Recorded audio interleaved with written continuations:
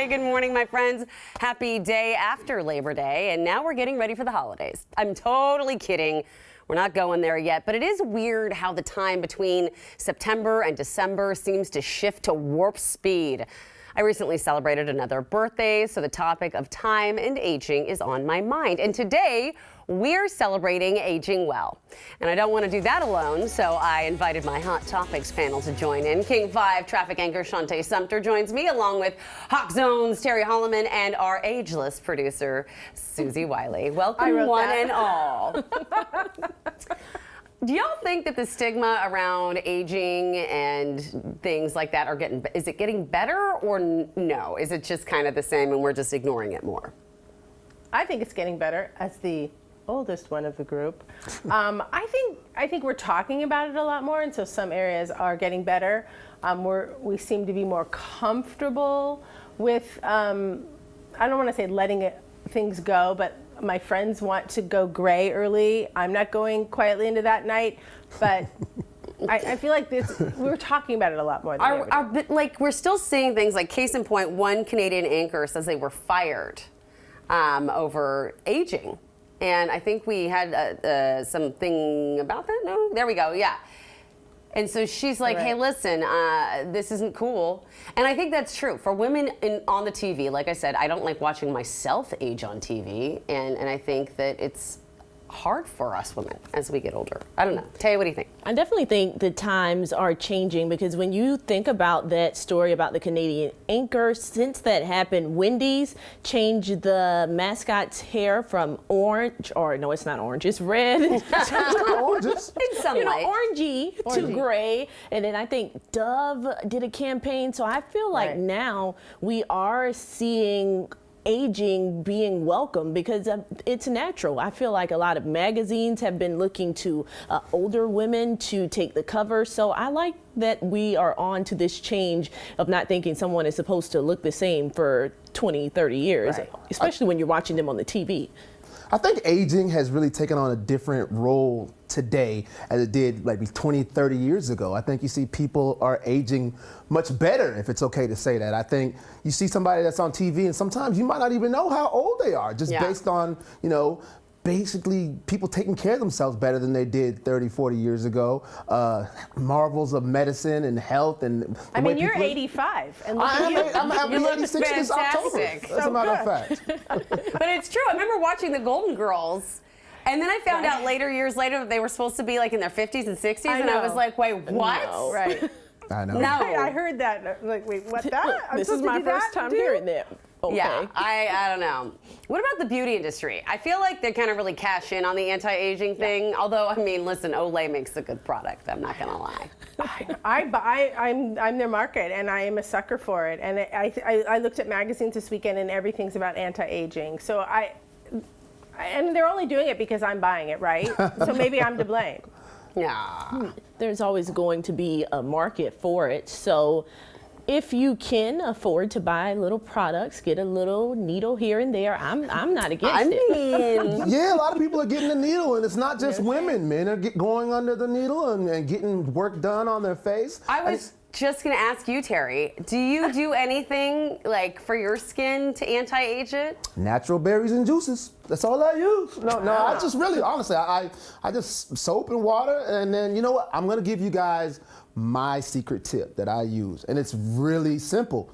Cold water. I use cold water. Like when I take my shower in the morning, I'll take a regular shower, and then I'll turn it on as cold as you can get for probably about 5 minutes, and I let that hit my skin. 5 minutes in cold water, my friend? Absolutely. Not just a quick freezing? Nope. I let it freeze. I let it sink in. Because you tighten your pores for one. Yeah. See, I'm really sounding terrible right now. All my boys are gonna give me a hard time after this. No. Terry, you tighten your pores. I'm over here writing it down. Cold water. No, I tighten my pores, man, and it also helps rejuvenate my whole system. Well, I mean, you use as a football player, didn't you sit in those ice bath things? Yeah. So you're probably used to it. Yeah, that's where I got it from. You rejuvenate your body, get your blood flowing, and tighten your pores. Well, Olay is going to be like, well, darn it, Terry just busted all the secrets. And I have to say, just because we're on the anti-aging show, thank you to whoever just turned on the air conditioning, because I am literally Are you having a flash? having a hot flash. Here you right right now. Here, you can have a card.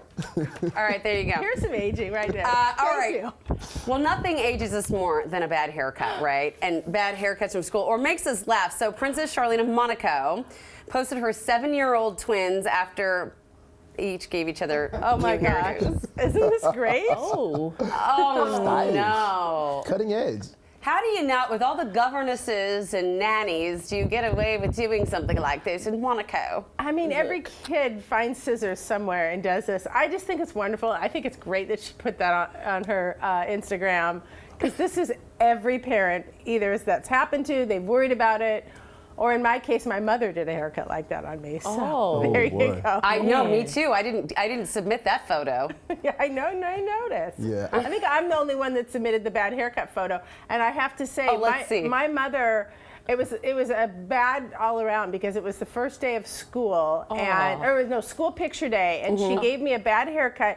Look at the bangs. Oh, your bangs What was are happening beautiful. there? She also forgot it was picture day, and she sent me in my brownie uniform. Oh. I was not happy about that then, but now I wouldn't change it for the world. But look at the bangs on. I mean, come on. Those are cute bangs. I know. but Asymmetrical. That's the see, style. There's a now, right? lot of them Interesting. too. There's like a nice hefty weight of bang there. There you go. Oh my goodness. I got a bad haircut story real quick, guys. Oh. So you got to take this back to the early 90s. I had hair, first and foremost. But I had the hair, one side was high, one side was low. Oh, yes. And I had Wow. a part down the middle of it, right? And one night, it was Friday night, I asked my dad to tighten up my part. And I sat there, and he just took forever on the back of my head. I could feel the clippers going all over my head. I'm like, what is he back there doing?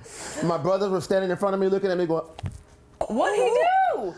he cut a spider web, like in the back of my head, like he took the liberty to cut my hair as a senior in high school with a I love spider that. web. I mean, that's cool. But I Trendsetter. have to give him credit for this. I've been bald-headed ever since. Because that night I cut all, after he was done and left, I cut all my hair off. Oh, wow. I cut it off. Tara Barrow, at least you pull it off. Wait, so mean- you've been bald ever since? Well, that was my first time of doing it purposely. Okay. And then I grew it out since then. I've had Oh, all okay. different kinds. I've had braids since then. But that was the day I said, I know I can go bald if I have You to. knew you had Oh, a good, wow. you had a good bald head. Dad, Yeah, I don't Dad, know. thanks, Dad. Taking the liberty. I'm not sure that's a good idea in any whole back to school haircut. Speaking of back to school, some people are going back to school, but others are probably not, like in the Seattle Public School District. And there's nothing that ages me more than this situation. So the teacher, they call it the teacher strike. And this kind of bugs me because it's the two organizations not agreeing. So they say teachers strike, which puts the onus on the teachers, but it's also the district over here, who, not to mention, canceled a couple meetings over the weekend, I'll have you know, when talking to the teachers. So what is the deal with that? And why can't it get done earlier? I want to know. That's a great question. According to the teachers I speak with, they said, we would, but the district waits. It's a stressful situation for everybody, I say, especially parents, Yeah. having to figure out what you're going to do with your kids, or are they going to go to school or whatnot at the very last minute. I tend to side with the teachers on situations because I know a couple of teachers, not necessarily in the Seattle School District, but I know they're lacking some of the basic necessities that it takes to really teach our kids. I mean, they're required to put in so much extra effort and bring in so much extra materials that's coming out of their pockets. And so I just think this is something they should have worked out long before it's time to go back to school. I would agree. I also, having covered unions for a long time, know that with the teacher unions and the districts, know that the games are being played on both sides, and who's caught in the middle? The teachers, and I'm not speaking, when I talk about the union and the district, I'm not talking about the teachers who I love, but I do know that there's all sorts of machinations happening and delay tactics and all sorts of things. But the core teachers and the parents and the kids are the real losers here. So. Right. And I definitely hope they can work it out soon, because if I'm not mistaken, I think in the Kent School District, they're on day number 8. Yeah. But you would hope that everyone comes to some type of agreement, because if the teachers aren't happy, essentially that trickles down to your kids. So you want the teachers to be in the classroom and feel like they have everything they need Good to make point. sure that they give your kids what they need. So it's really a lose situation when you think about it. Absolutely. If they don't come to some type of agreement. And you think about not everyone who's family in town. I don't have family in town that can just take my kids on a whim. I've had to bring my kid in studio sometimes because it's like, and some folks, it's like childcare in this city is it's unaffordable. Yeah. So people who are, we've all scrounged and somehow made it through summer, and now they're like, oh, sorry about it. Yep, a few more days. A few more days, and I'm sorry, it's not acceptable in that sense. And I'm telling you, and I looked at what some of the teachers are demanding, and some of the issues are they need more support and funding for special education, because now, because of the pandemic, they're seeing an even greater need for it. And they're like, wow, we're doing what we can. And then a cost of living wage raise. I get that too, because wouldn't we all like that in Seattle? But truly, it upsets me that I don't have an answer for my children tomorrow. Right. So parents, I encourage you, call your local school district if there is a concern. Seattle Public School District, I will post that number later on my InstaWebs. Anyways. All the feels. All the feels. So meantime, one thing I know that's important to do when you're having a hard time or you're frustrated is text your friends. Reach out to your friends, not just your friends you see every day, but your good friends, right? Your old friends. How important is that to you to keep those relationships moving? Completely important. I think, if I didn't have that network of friends that I have right now, my close personal friends that we keep tabs on each other, I don't know where I would be. I have a group. We have a group text.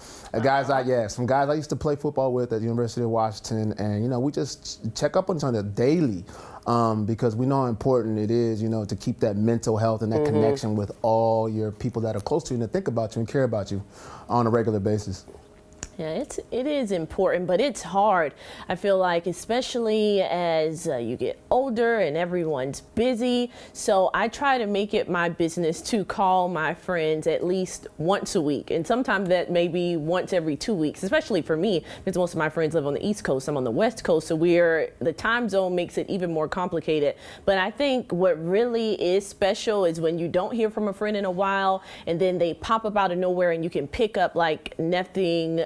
Like you didn't miss a beat. That's when you know that's it's always important. True friendship. And this research that just came out that said the power of a check-in, especially a text, is real and powerful, and that we underestimate how powerful. And I started thinking about that and they just said just a text even does wonders for people. And so I'm thinking I need to just do that more, right? I just reach out more just via text and send somebody how you doing. I think it's so true, because when I get that message, hey, I've been thinking about you. Something reminded me of you today, or you of me, me of you. Yeah. It always makes me feel special and thought of. So I think if we do that for each other, I think that's really, really important. But most importantly, I just want to say to all of you, thank you for being a friend. Oh, I'm going to text you right now. Golden Girls on us again? 2 Golden Girl references in one segment? I mean,